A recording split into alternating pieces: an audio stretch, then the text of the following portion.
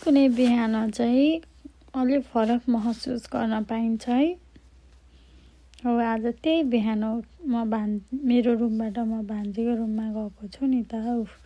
म उठेँ, बाबु उठिरहेको हुन्छ नि। बाबु चाहिँ मेरो अलार्म हो के, अनि मैले चाहिँ बाबु हस्बेन्डलाई दिन्छु अनि हस्बेन्डलाई नि उठाइदिन्छ। अनि त्यसपछि म बाहिर निस्केँ बाबुलाई दिएर। भान्जीले त त्यहाँ खानासाना बनाउन लागिसक्नु भएको रहेछ। त्यसपछि अब आफू त माइजू पाहुना गएको नि त, माइजू भयो नि। अनि त्यसपछि अन्जलाई त म सब्जी बनाउँछु भने ऊ पाउरोटी पनि देखेर चल चिया पकाएर तँ खाने हो भने मैले सब्जी बनाउँछु भनेपछि अनि मैले सब्जीहरू बनाएँ। सब्जी चाहिँ भन्दा र आलु बनाउनु थियो, किनकि आज हामी घुम्न जाने भन्थ्यौँ त। ल छिटो पकाएर खाएर जाने भन्दा भन्दै चिया बनायौँ, चिया खायौँ। अनि त्यसपछि चिया खाएर अनि त्यसपछि बाबुलाई जाउलो पहिला खुवाएँ। यो पुन्टेलाई खुवाएपछि धेरै काम सकिन्छ क्या है। बच्चालाई खुवाएपछि त आमा यति आनन्द लाग्छ। त्यसपछि अब हामीले खाना लाथ्यौँ, खाना लायौँ। हेलो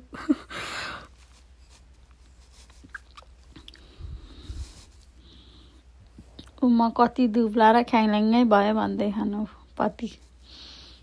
खानासाना खायौँ अनि रेडी भयौँ। आज चाहिँ हामी जाँदैछौँ ओसाका क्यास्टल। मस्त बाहिर घाम लागिरहेको थियो। बाबुलाई त्यहाँ राखेर हेलो बाबु भनेको हेर्छ कालेले। मोबाइल त देख्नै हुन्न, मेरो मात्रै बच्चाहरू कि तपाईँको पनि हो। मोबाइल देख्ने बित्तिकै सिधै क्यामेरामा हेर्ने। हामी रेडी भयौँ। हेलो ज्वाइँ साहब भन्दै थियौँ, जहिले नि हेलो भन्दै हुनुहुन्छ। सरकारको आहा। अनि हामी गयौँ। ज्वाइँले भान्जीलाई सुज तुन लगाइदिँदै हुनुहुन्छ। ल सबैजना कपल्सहरू यसरी नै मिलेर बस्नु है गाइजहरू। अनि त्यसपछि हामी तल झऱ्यौँ, निस्क्यौँ। अब हामी एकजनालाई ट्याक्सी आयो हाम्रो, अनि ट्याक्सीमा चढ्छौँ हामी। अनि अब डाइरेक्ट ट्रेन स्टेसन पुग्यौँ। ट्रेन स्टेसन पुगेपछि म चाहिँ भ्लग बनाउन बिर्सिँदो रहेछु के गाइजहरू। भ्लग बनाउँछु भन्छु अनि बिर्सिन्छु। सबैले भ्लग भनेपछि सम्झिन्छु। भान्जी र हस्बेन्डले यति तेरो भ्लग भन्दै हुनुहुन्थ्यो नि मलाई। अब म जाने ट्रेन आयो भनेर मैले यो देखाएको थिएँ है। लास्टमा त होइन रहेछ कि यो म जाने ट्रेन। मलाई के थाहा त कतिवटा आउँछ यो ट्रेन स्टेसनमा ट्रेन उताबाट नि। यो चाहिँ म जाने हो है। यसमा चाहिँ म चढ्छु। यो ट्रेन चाहिँ म जाने ट्रेन हो। अनि आयो। अब ट्रेनभित्र म गएँ। अनि यहाँ नानीको ट्रेनमा भिडियो बनाउन हुन्न भन्दै हुनुहुन्छ। अलिअलि क्लिप त खिच्न पाइहाल्छ भने। त्यसपछि फेरि झरेर ट्रेन चेन्ज गर्नुपर्ने रहेछ। यहाँ चाहिँ यो साह्रै झ्याउ ट्रेन चेन्ज गरेको गर्नुपर्ने के। ट्रेन कुनमा आउँछ अर्को ट्रेन भनेर खोज्दै हिँडिरहेको हामी झऱ्यौँ। अर्को ट्रेन पनि आयो, गयौँ, झऱ्यौँ, निस्क्यौँ अब क्यास्टल जानलाई। अब चाहिँ हामी यो पार्कहरू घुम्दै ट्रेन स्टेसन पुग्छौँ। ट्रेन स्टेसन होइन गाइज, हामी कहाँ पुग्छौँ? क्यास्टल पुग्छौँ। बिर्सेको के मुखमै ट्रेन झुन्डिरहेछ। यति भिड थियो, सन्डे भएर होला यति भिड थियो। राम। त्यसपछि मौसम पनि राम्रो थियो। पार्कहरू के अरे तालहरू पनि रहेछ, कति राम्रो सबै हेर्दै घुम्दै रमाइलो लिँदै हामी क्यास्टल पुग्न लाग्यौँ। कति राम्रो ढुङ्गाहरू, त्यो जमानाको ढुङ्गाहरू थियो कि। हेर्नु न प्लेन गइरहेको, त्यो एयरपोर्ट नजिकै भएर प्लेन चाहिँ गएको गई गर्दो रहेछ के।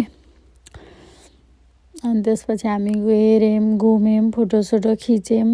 अनि त्यसपछि अब जाम घर ढिलो भयो भनेर फर्क्यौँ। अनि फर्किँदाखेरि चाहिँ ममदानी झरेर त्यहाँ एउटा नेपाली होटल छ। यस्तो मिठो खानेकुराहरू पाइन्छ नि, सेम नेपालको जस्तो कि। सेम टु सेम नेपालको। कति धेरै त मैले क्लिप लिन नि भ्याइन के बाबुलाई खुवाउन लागे के गर्दा गर्दै मिस भयो अनि त्यहाँ खायौँ अलिअलि हलालको सामानहरू किनेर चाउचाउ किनेर अनि हामी घर फर्क्यौँ अनि घर फर्किँदैखेरि अलिअलि क्लिप्सहरू चाहिँ खिचिराखेँ मैले तनी बच्चा लिएर यताउति गर्दा सजिलो चाहिँ छैन तैपनि अलिअलि खिचेको जोड्दै यस्तो ऐनामा खिच्छु भिडियो भनेको त आफ्नै फोटो देखिरहेको बाहिर खिच्छु भनेको त रातिभर बाबा छोरा मक्ख पर्दै बसिरहेको कालो फेरि ट्रेन चेन्ज गर्नु पनि फेरि ट्रेन चेन्ज गऱ्यौँ झरेर अनि त्यसपछि आयौँ घर आयौँ